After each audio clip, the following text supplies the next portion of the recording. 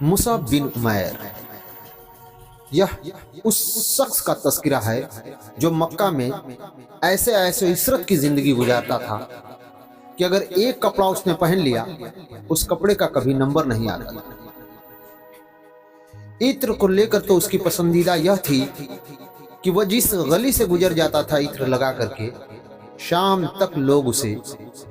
جان جاتے تھے کہ ادھر سے مصعب بن عمیر گزرا ہوا ہے۔ اس عیش و عشرت کی زندگی گزارتے ہوئے جب اسلام نے مصعب بن عمیر پر نظر ڈالی تو اسے اس طرح سے اپنی طرف کھینچا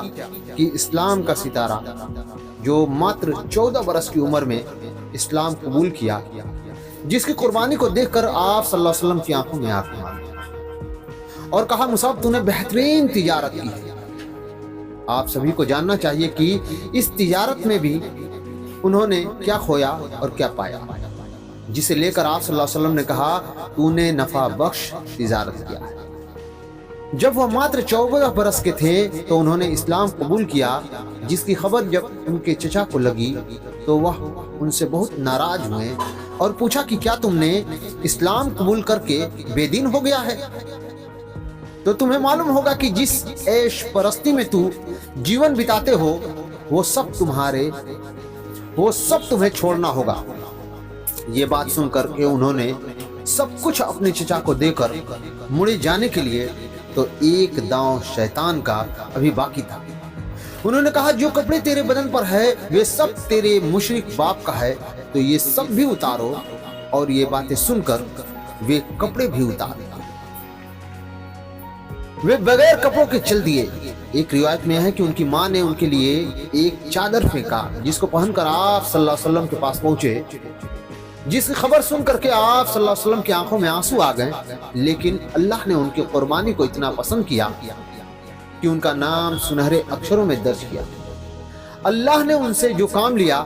وہ یہ ہے کہ وہ اسلام کے اتنے بڑے داعی بنے کہ جب اسلام کی دعوت مدینے میں پہنچی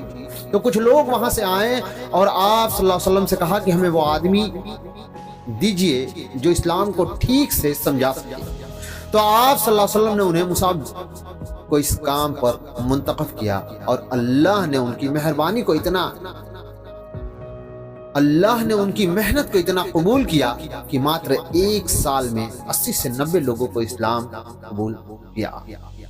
اور اس طرح ایک اسلام کا ستارہ سورج بن کے لوگوں کی زندگی کو روشن کیا اور اسلام کی خدمت کرتے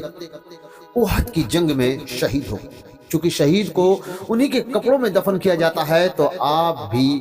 ان کے پاس وہی چادر تھی جو سر کو ڈھانکنے پر پیر کھل جاتا اور پیر کو ڈھانکنے پر سر کھل جاتا۔ تو آپ صلی اللہ علیہ وسلم نے کہا سر ڈھانک دو اور پیر کھلا رہے۔ اس طرح ایک انسان کا مقصد صرف یہ تھا